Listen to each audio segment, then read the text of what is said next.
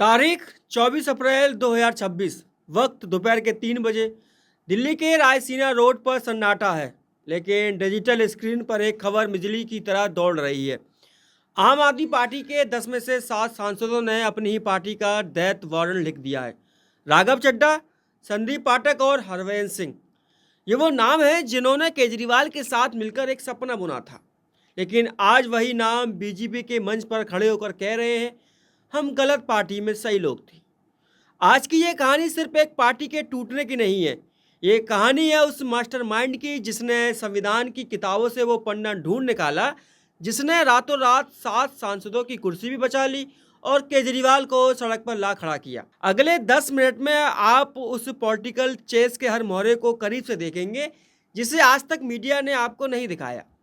सवाल उठता है, क्यों क्यों वो राघव चड्ढा, जो कल तक पार्टी के पोस्टर बॉय थे, आज उन्हें गद्दार और बीजेपी का हथियार कहा जा रहा है। विवाद की चिंगारी शुरू होती है 2 अप्रैल को, जब राज्यसभा में राघव का माइक छीन लिया गया। उन्हें डिप्टी लीडर पद से हटाया गया और बोलने तक का समय नहीं दिया गया। पार्टी का तर्क था अनुशासनहीनता, लेकिन राघव के मन में कुछ और ही पक रहा था। एक तरफ भ्रष्टाचार के गंभीर आरोप और दूसरी तरफ दिल्ली 2025 चुनावों में मिली करारी हार। पार्टी का ढांचा ताश के पत्तों की तरह ढह रहा था। यहाँ एक बड़ा विरोधाभास देखिए। अशोक मित्तल, जिन्हें राघव को हटाकर डिप्टी लीडर पद बनाया गया था, आज वो खुद राघव के साथ बीजेपी की गोद में बैठे हैं।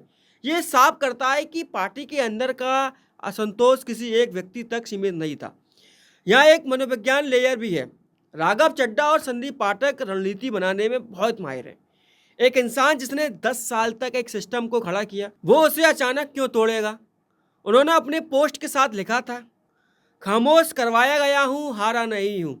मेरी खामोशी को मेरी हार मत समझ लेना। मैं वो दरिया हूँ जो वक्त आने पर सैलाब बनता हूँ। धमघोटू माहौल अब असहनीय हो चुका था, लेकिन असली ट्विस्ट दल बदल में नहीं है, बल्कि उस जादुई आंकड़े में छिपा है। राजनीति में जब कोई एक नेता भागता है तो उसकी कुर्सी जाती है, लेकिन यहाँ 7 लोग एक साथ भागे हैं। आखिर क्यों? क्या ये महज इत्तेफाक था?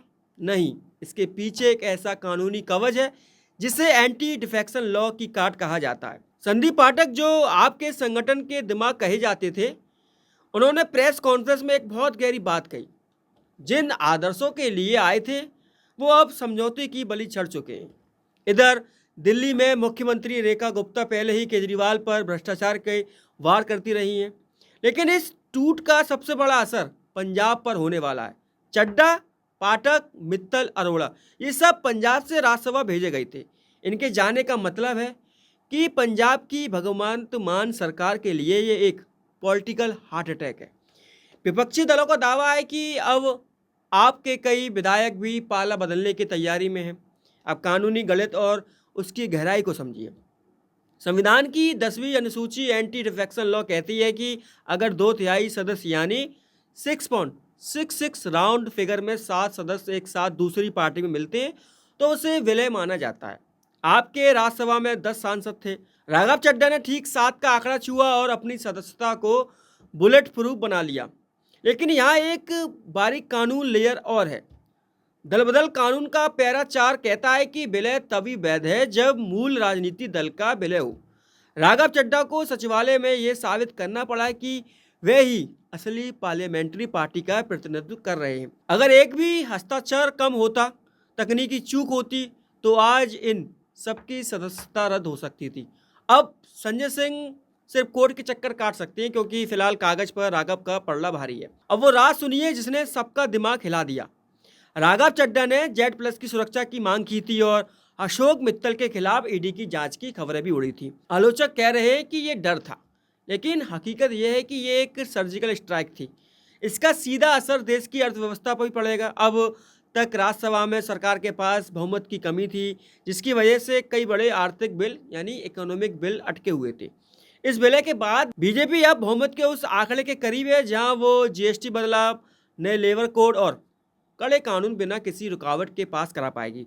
विदेशी निवेशकों के लिए ये स्थिरता का संकेत हो सकता है, लेकिन विपक्ष के लिए ये शक्ति का असंतुलन है। यानी दिल्ली और पंजाब की सत्ता की चाबी अब धीरे धीरे कमल के हाथों में सरक रही है। 24 अप्रैल 2026 सिर्फ आपकी टूट का दिन नहीं है, ये भारतीय राजनीति में क्षेत्रीय दलों के भविष्य पर एक बहुत बड़ा सवालिया निशान है। क्या आपको लगता है कि 2/3 का ये नियम सही है या इसे बदलना चाहिए? अपनी राय कमेंट्स में जरूर बताइए। वीडियो को लाइक करें, चैनल को सब्सक्राइब करें और देखते रहिए समय भास्कर।